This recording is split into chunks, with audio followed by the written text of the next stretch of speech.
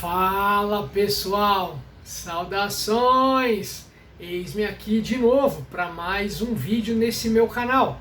E o canal que está espetacular. O canal está em franca progressão, está evoluindo de maneira vertiginosa.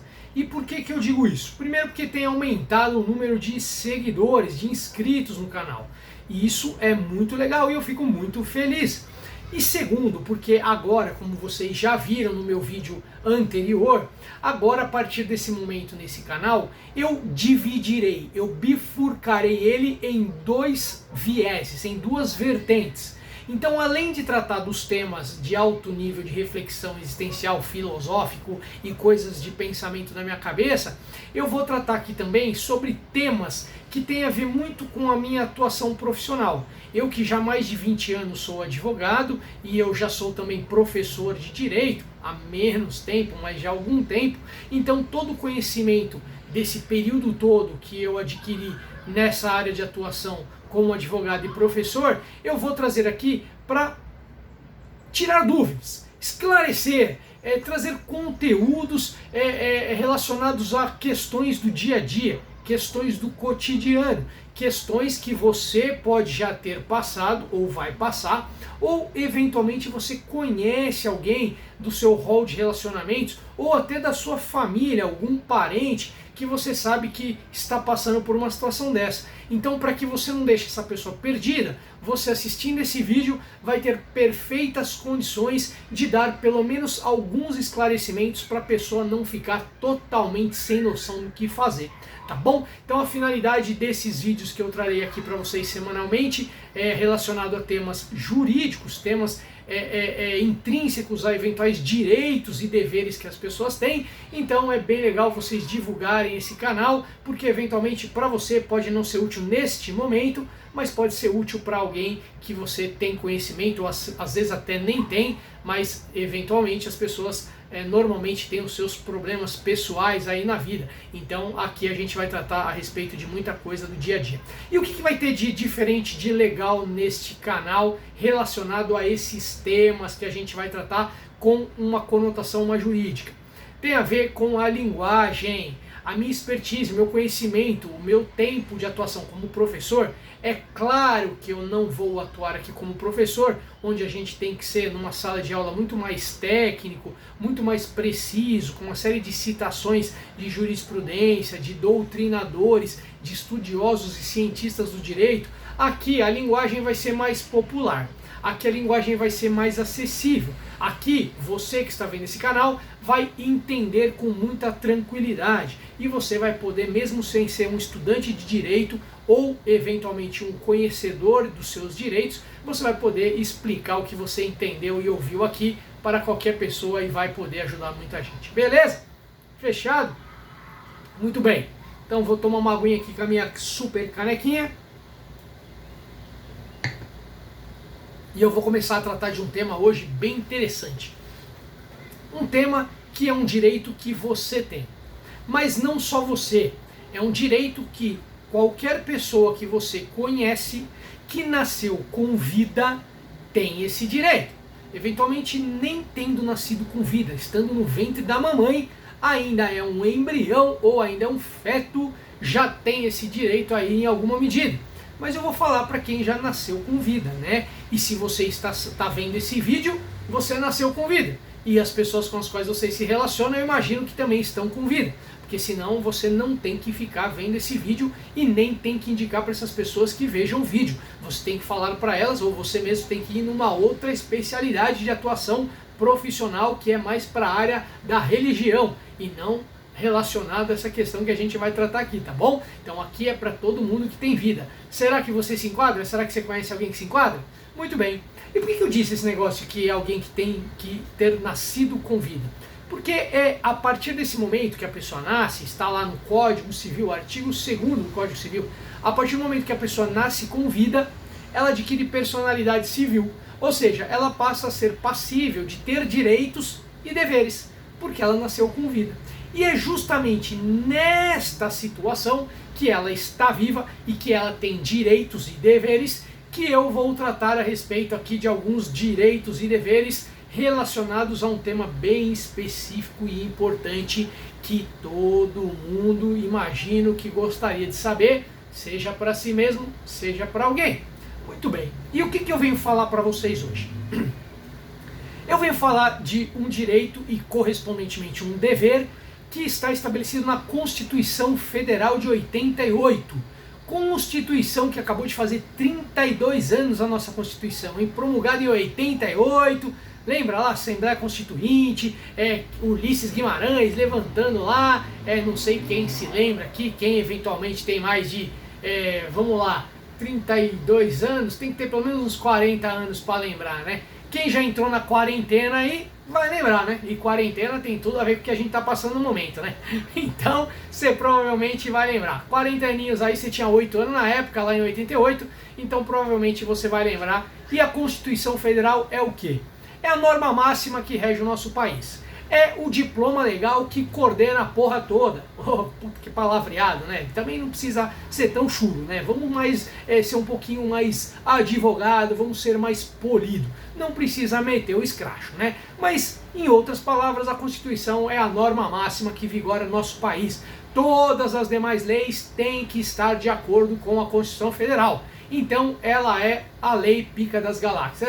Exagerei de novo. Também não precisava desse palavreado chulo. Mas tudo bem, vai, agora já falei, vou deixar no vídeo, não vou editar, porque aqui é raiz, aqui sai falando e é aí que vai. E o que a Constituição Federal, que é a norma máxima do nosso país, estabelece no que diz respeito a esse direito que eu vou tratar para vocês? Antes de falar qual é o direito, tô metendo o João Kleber, hein? Para, fica fazendo aquela celeuma de que vai falar o direito e não fala. Isso aí é o quê? Para cativar? Para aprender? Para fazer spoiler? Também é. Muito bem, então o que eu vou querer dizer aqui? Eu vou trazer uma base para dizer qual é o direito e o dever que eu vou tratar nesse vídeo. E a base diz respeito, eu não sei porque eu estou fazendo esse drama, porque você já leu lá no título do vídeo e você já sabe qual é o assunto, né? Mas mesmo assim, vai que você pegou e não viu, então você deve estar naquela ansiedade de saber o que eu vou falar. Muito bem, o direito e dever que eu vou falar aqui está relacionado a um princípio constitucional. Um princípio constitucional que está logo no primeiro artigo da Constituição Federal. Primeiro artigo, é um fundamento da República Federativa do Brasil. Qual que é esse fundamento? Se você pegar o artigo 1º da Constituição Federal, existem alguns incisos ali naquele artigo 1º, e o inciso 3º trata a respeito de um princípio, que é um princípio denominado princípio da dignidade da pessoa humana. Isso aí já vem lá da ONU, hein? Da questão dos direitos humanos, tal, enfim. O que esse princípio significa? Significa várias coisas, porque é um princípio extremamente abstrato, subjetivo, é um princípio que ninguém consegue definir com precisão, muitas pessoas tentam definir, eu vi até uma vez um autor definindo uma coisa bem interessante a respeito do que dá para compreender como o princípio da dignidade da pessoa humana. Ele falava mais na questão da dignidade mesmo. E ele falava que assim, olha que legal, dignidade é algo que você, quando está em sociedade, percebe no olhar da pessoa se ela tem uma vida com dignidade. Olha que interessante, hein? Interessante também que eu deveria de saber quem é que disse isso para eu dar os créditos, mas eu não lembro, então infelizmente me perdoem, mas eu achei muito interessante e não poderia deixar de falar. Muito bem, diante disso, pessoal, esse princípio da dignidade da pessoa humana estabelece, dentre várias compreensões, a compreensão de que todo indivíduo, todo cidadão brasileiro, acabamos de bater aí 212 milhões de pessoas no Brasil. Olha aí, o mundo está com mais de 7 bilhões e 800 milhões. E só no Brasil estamos com 212 milhões de pessoas aproximadamente. Muita gente. Todos esses brasileiros que estão aqui têm o direito constitucionalmente assegurado de ter uma vida digna, ter uma subsistência que seja considerada minimamente digna existencialmente falando. Muito bem. Então isso é encarado sobre vários ângulos, né? Dá pra gente dizer que isso é encarado sobre um aspecto espiritual, sobre um aspecto profissional, sobre um aspecto emocional, sentimental, religioso e por aí vai. Mas o que eu quero trazer para vocês aqui é o aspecto relacionado a uma subsistência material. O que eu quero dizer com subsistência material? Eu quero dizer que a pessoa tem que ter um mínimo de condição financeira. O sujeito tem que ter uma grana no bolso. O cara não tem que ter milhões, o cara não tem que ser milionário, o cara não tem que estar alçado à categoria de Bill Gates, a categoria de Elon Musk, a categoria do Jeff Bezos, ou muito menos da dona Luísa Trajano lá da Magazine Luiza, que tá cheia da grana também, hein, que tá com as ações na bolsa lá e as ações dela estão valorizadas, a mulher mais rica do Brasil. Não tô querendo dizer que você tem que ser a pessoa mais rica. Eu tô querendo dizer que todo cidadão brasileiro tem garantido pela Constituição que ele tem que ter uma condição existencial minimamente digna. E não é o que acontece no Brasil. A gente sabe disso. Existe até na Constituição Federal, lá nos direitos sociais, a partir do artigo 6º da Constituição Federal, estabelecendo que todo cidadão tem que ter uma condição mínima de educação, de saúde, de trabalho, de previdência, de lazer, e tem até estabelecido na Constituição Federal que o salário mínimo deveria viabilizar a aquisição de bens minimamente que levasse a pessoa a ter uma dignidade existencial, mas também não é o que acontece, entendeu? Ainda mais no Brasil, que a gente acabou de chegar de mais de 12 milhões de desempregados, isso só números oficiais. No Brasil tem muito mais que isso, tem muito mais gente desempregada, né? E aí a questão como é que fica? Para quem está desempregado, e aí, que condição? Bolsa Auxílio, R$600? Complicado, hein? Não é suficiente. E aí, como que fica? A pessoa vai ficar passando necessidade?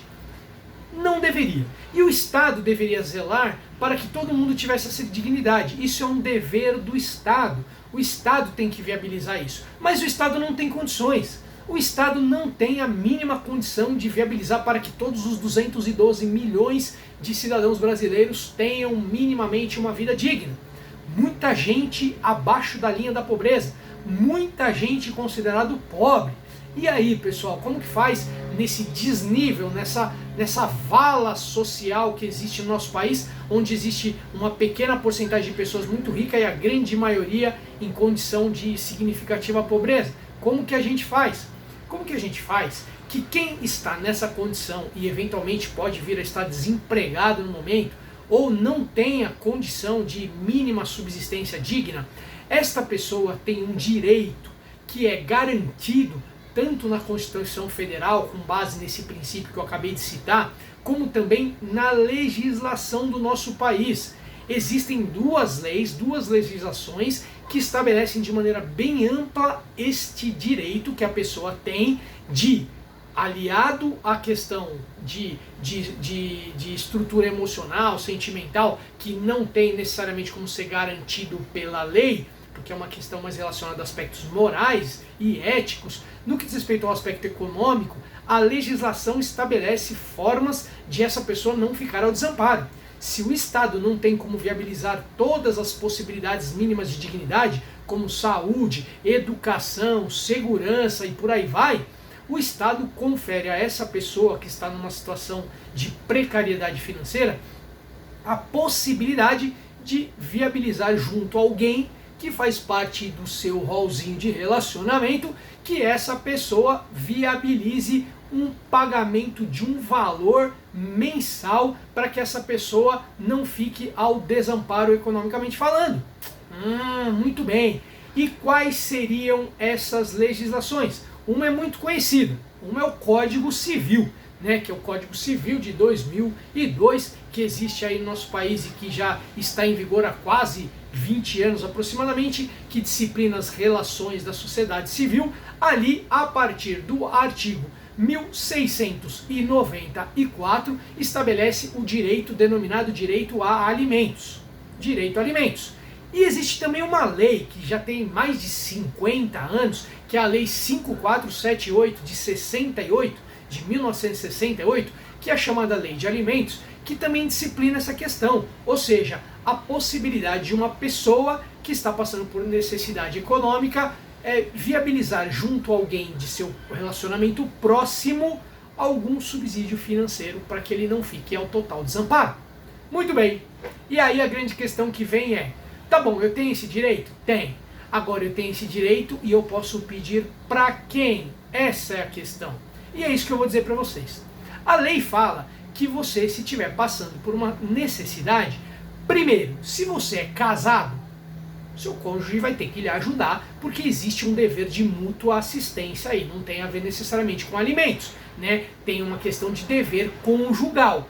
E se você não está casado, mas vive em união estável com seu companheiro ou companheira, também, eventualmente, você tem que contar com esse dever da pessoa com quem você vive de te ajudar nesse momento difícil. Então, não é nessa situação necessariamente. Mas pode ser que você seja casado ou esteja em união estável e não vive mais com seu marido ou com seu companheiro ou companheira ou esposa. E aí, nesse caso, você pode pedir alimentos para o seu ex-marido ou ex-esposa e para o seu ex-companheiro ou companheira. Olha aí, tanto o casamento civil como união estável viabiliza que você peça alimentos para o seu companheiro ou companheira ou cônjuge.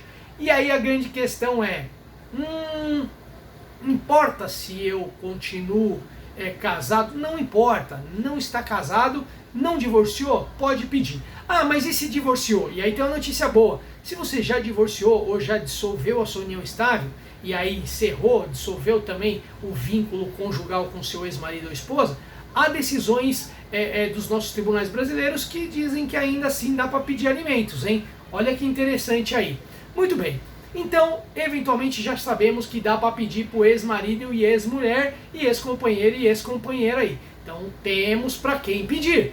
Não estamos no abandono total. Conviveu um bom tempo, né? Então, tem aí um aspecto relacionado à solidariedade. Olha lá, Constituição Federal também. Artigo 3º, inciso 1º da Constituição Federal. É um objetivo, é um fundamento, é uma meta do país estabelecer uma sociedade livre, justa e solidária. Então tem que ter solidariedade entre os ex-companheiros e companheiras, ex-marido e mulher aí, né? Então já tem aí. Mas e além de marido e mulher?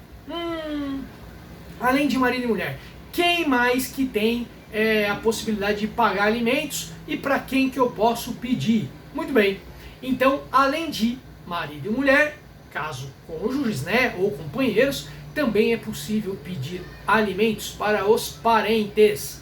Parentes, dá para pedir para Colchetes? Dá para pedir para Chaves?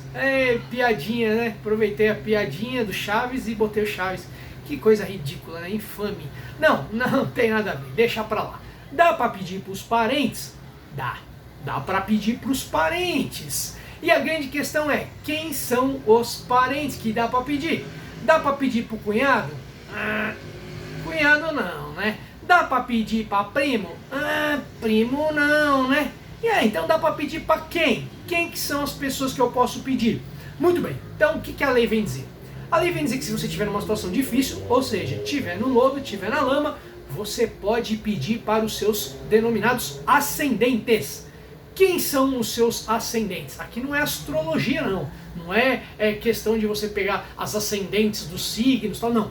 Ascendentes é aquelas pessoas do seu tronco ancestral, né? Então seu papai e sua mamãe, se estiverem vivos e tiver abonado, nadando na grana e tiver metendo o projeto abandono para você, então você vai poder pedir pro papai e pra mamãe aí. Ah, mas e se eu tiver mais de 18 anos? Pode pedir? Pode, não tem problema. Papai e mamãe, não vamos deixar o filhão aí no desamparo, né? Normalmente não deixa. Mas vai que o papai e a mamãe tá meio na indignação aí com o filhão ou com a filhona e meteu o projeto abandono. Então não dá, né? Vai ter que subsidiar essa situação aí. Quando tem menos de 18 anos, existe o chamado poder familiar, então vai ter que subsidiar mesmo a condição financeira do filho, isso é inerente à lei, não tem como fugir. Mas depois de 18 anos também tem que pagar, tá bom? Se eventualmente o filho precisar, tem que pagar. Mas e se você não tem papai e mamãe vivo? E aí, dá para pedir pro vovô e pra vovó? Dá para pedir para vovô e para vovó também. E se você é um cara afortunado que tem bisavô, bisavó, tataravô, tataravó, ou até mais que isso, eita, dá pra pedir pra todo mundo, é tudo linha ascendente, é tudo tronco ancestral ascendente, tá todo mundo acima de você. Alguém tem grana, tem que pagar, tá bom? Então, olha aí, ascendentes têm dever de pagar alimentos para os descendentes. Muito bem, e aí você pergunta, se eu não tiver ascendente? Todo mundo da minha família já morreu, eu não tenho ascendentes. Aí eu perguntaria, você tem descendentes? ou a pessoa que você conhece que está numa situação dessa tem descendentes. Se tiver descendentes, pode pedir também para o filhão, para a filhona. Às vezes está voando baixo aí, já virou empreendedor no mundo digital, na tecnologia, tem muita gente ganhando muito dinheiro no mercado digital aí, então eventualmente seu filho está com a grana, então pode sim pedir alimentos para o filho. E pode pedir também alimentos para os netos. Eventualmente, além dos netos, dá para pedir também alimentos para os bisnetos, tataranetos. Se você eventualmente tem toda essa galera aí que faz parte do seu relacionamento e tá tudo vivo, dá para pedir para esse pessoal. Então isso aí é bem bacana também, que você consegue viabilizar esse pedido de alimentos para todos esses seus descendentes, tá bom? Mas e se você não tem ascendente nem descendente? O que você diria? Se você não tem descendentes ou ascendentes, você pode pedir para o seu irmão ou para sua irmã, brothers and sisters. Ah, tem até um seriado legal disso aí. Quem não assistiu, fica a dica aí, vai assistir. Pode pedir para o irmão e para a irmã? Pode. Pode pedir para o irmão e para a irmã. E importa, eventualmente, se esse irmão é só por parte de pai, se é só por parte de mãe, não importa. Se é irmão sanguíneo, ou por parte de pai, ou por parte de mãe, ou por parte dos dois, que é o chamado irmão bilateral, unilateral, não importa. Dá para pedir pro irmão. De repente o irmão tá bem de vida aí, tá felizão e saltitante financeiramente, dá para pedir pro irmão, beleza? Então é bem possível que peça. Mas aí vocês já entenderam que dá para pedir para ex-cônjuge, ex-companheiro ou companheira, dá para pedir para ascendentes, descendentes, irmãos e irmãs. A questão é, pedir alimentos só para não passar fome e o resto? Pois é, pessoal, alimentos não tem conotação apenas de pedir dinheiro para comer. Não tem apenas essa finalidade. Os alimentos que são pagos, usa esse nome porque sempre usou no nosso direito nacional esse termo alimentos. Mas alimentos tem uma compreensão muito mais ampla. Porque alimentos não quer dizer só aquele arroz, feijão, aquele disco voador e aquela salada de tomate com alface. Vai muito além disso. Alimentos aqui, pessoal, tem uma compreensão de que tem que servir esse valor também para outras necessidades básicas, né? A gente não vive só de comida e bebida, né? Como diz aquela velha música, né? A gente não quer só comida, a gente quer bebida, diversão e arte. Então aqui não é apenas para comer e beber. Aqui os alimentos, o dinheiro que tem a nomenclatura de alimentos, serve também para a saúde. Então você eventualmente está espirrando, está com tosse, Covid não, pelo amor de Deus, mas você está com febre, está com algum problema de saúde, você precisa de uma consulta, você precisa comprar um medicamento na farmácia, você tem que ter uma condição financeira, você não pode ficar desamparado na questão da saúde. Então esse dinheiro tem essa finalidade também. Mas eventualmente um vestuário, então você não vai ficar nu, com a mão no bolso, não pode, você tem que ter condição de comprar uma roupa. Não estou falando aqui que você vai meter aquele Armani, aquela gravata Ricardo Almeida, aquele Rolex bacana no pulso, aquele prendedor e a Montblanc no bolso também, não é isso, né? Aquele sapatão também Ricardo Almeida, não vai meter o estilo fraque, meter aquele terno da Hugo Boss, aquele terno Armani, não é isso. Eu estou falando que você tem que ter um mínimo para você se vestir. E a mulherada também não vai querer meter aquela bolsinha da Vitor Hugo, aquele sapato Labotan, com aquela solinha vermelha, que quando tá sempre nos eventos sociais, dá aquela levantada e cruzada de perna, para todo mundo ver a soladinha vermelha aí. Que eu tô ligado que tem uma mulherada aí que andou pintando sola de vermelho para dizer que tem Labotan aí, hein? Vamos falar a verdade aí, porque eu tô ligado que não é todo mundo que tem isso aí não, hein? O negócio não é barato não, mas não é para isso, pessoal. A finalidade não é para isso. Tá bom? Então, se eventualmente você vai pedir que a pessoa te subsidie financeiramente, não é apenas para você comprar roupas para ostentar, e sim para você ter um mínimo de dignidade existencial, tá bom? Ah, mais alguma coisa? Sim, mais alguma coisa. Eventualmente você tem que ter um lugar para moradia, você tem que pagar um aluguel, uma pensão ou um flat, seja lá onde você mora, ou eventualmente você mora em algum lugar que você precisa ajudar financeiramente, dividir o aluguel com alguém. Então você tem que ter uma moradia, você não pode ficar ao relento, na chuva, no sol, no calor, no frio, você não pode ficar desamparado. Moradia é um mínimo de dignidade básica do ser humano, né? Então para isso também tem que servir esse valor aí. Ah, e também para lazer, também, pessoal, para lazer também, né? Como eu disse, a gente não quer só comida nem só bebida, a gente quer diversão e arte, então a gente tem que ter lazer, a gente é ser humano, a gente não vive só para trabalhar e para comer, a gente tem que ter um mínimo de condição de se relacionar com as pessoas, de viver em sociedade e ter um mínimo de divertimento para nossa cabeça não explodir, né? Muito bem, então serve para muito mais do que apenas comer. Agora, a grande questão que fica é, tá bom, então se eu for pedir alimentos para alguém, a pergunta é, quanto que eu consigo viabilizar que essa pessoa me pague?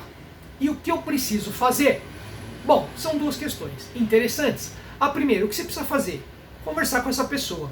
Conversar com seu ex-cônjuge ou ex-companheiro, ou conversar com seu ascendente, descendente ou irmão, e explicar a situação e falar, olha, você tem um dever legal, a lei diz que você não pode me deixar abandonado, você tem que me pagar alimentos. E a pessoa eventualmente não vai te pagar. E se ela não te pagar, o que você vai fazer? Se ela quiser te pagar, legal, você vai lá, faz um termo escrito, ela te paga, ou você faz uma escritura pública. Agora, se ela não quiser, aí você vai ter que entrar com um processo judicial. Aí não tem saída. Tem que contratar um advogado e tem que ajuizar um processo, uma chamada ação de alimentos, né? E pedir que o juiz condene a outra pessoa, no caso as que eu acabei de declinar, a lhe pagar alimento. Muito bem. Além de você pedir alimentos judicialmente para essas pessoas, uma segunda questão que fica é, tá bom, mas eu peço quanto? É aí que vem uma questão interessante, que aí vai tanto como o direito de quem pede, como o dever de quem tem que pagar. Pessoal, o valor aqui a lei não estabelece. A lei não estabelece, porque a lei vai levar em consideração um critério chamado binômio de possibilidade e necessidade. O que quer dizer isso? O que quer dizer binômio, possibilidade e necessidade? Quer dizer que o juiz, quando for conceder, ou ainda não ser juiz, se você for fazer amigavelmente com a pessoa, tem que analisar quanto que essa pessoa tem condição de pagar, as possibilidades dela de pagar, do sujeito que vai pagar alimento, no caso o companheiro, ou ascendente, descendente ou irmão, quanto que ela pode pagar também para ela não ficar desfalcada financeiramente, né? E também dar mais dinheiro para você que está precisando do que ela manter, e também quanto que você precisa, para você não esfolar a pessoa que vai colaborar contigo e não deixar ela com menos dinheiro no bolso do que ela vai pagar para você. Também não tem sentido. Então você precisa do mínimo de dignidade. Você não precisa viver como um bonitão aí na balada, de ficar fechando balada e pagando para os amiguinhos de gatão e de milionário. Não é isso também. Aqui é o mínimo de dignidade existencial, tá bom? Então quanto você precisa para essas necessidades básicas, que é comer, que é pagar uma educação para você, uma moradia, saúde, vestimenta e essas coisas que a gente acabou de tratar. Quanto você precisa? Essa é a questão. Então não pode exigir que a pessoa que está te ajudando, pagando alimentos para você, tenha que pagar mais do que você precisa. Isso não é justo, isso não é razoável. Tem que ter bom senso. Analisa-se fatores relacionados à proporcionalidade. Tem que ser proporcional, tem que ser razoável, tem que ter coerência, bom senso. Então ele vai te pagar algo que para ele não desfalque demais, porque eventualmente ele trabalha, ele tem que correr atrás dos interesses dele e ele tem as despesas dele. Agora, você também não pode ficar abandonado, você tem que ter um mínimo para você poder sobreviver. Então aí vai a questão do bom senso, tá bom? Então isso é definitivo? Também não é. Isso aí é negociável de acordo com a situação de vida. Então existem possibilidades desses alimentos serem majorados, serem reduzidos e eventualmente até encerrados. Eventualmente o sujeito que paga alimento em um determinado momento vai ter que deixar de pagar, porque eventualmente a pessoa que precisava talvez já não precise mais, a vida dela já melhorou, já arrumou um emprego, aconteceu algo na vida dela que ela não precisa mais receber alimentos. Então, pessoal, isso é o chamado direito e dever de alimentos, obrigação alimentícia, a chamada pensão alimentícia. É lógico que esse tema teria muito mais coisas para falar, mas isso aqui é o básico do básico, que eu gostaria que vocês soubessem o básico, para que eventualmente, se estiverem passando por uma situação semelhante, ou alguém que vocês conheçam estiver passando, vocês possam ajudá-la e orientá-la, ainda que seja indicando esse vídeo para que ela possa assistir. Beleza, pessoal? Curtiram o vídeo? Muito bem. Então esse é o vídeo sobre direito e dever de alimento, obrigação alimentícia, os chamados alimentos. E a semana que vem virá um novo vídeo, que é um vídeo também bastante legal. Espero que vocês curtam, passem para as pessoas, divulguem essas informações aqui. E o vídeo também, o canal, para que todo mundo tenha acesso. Curta aqui embaixo, comente se você quiser. E esperem que muito em breve virão novos vídeos. tanto vídeos jurídicos, de direitos, deveres e obrigações das pessoas nas relações delas em sociedade, bem como questões mais existenciais, filosóficas e da minha cabeça. Beleza, pessoal? Obrigado pela atenção de todos vocês. Um grande beijo, fiquem com Deus e até o próximo vídeo. Tchau, tchau!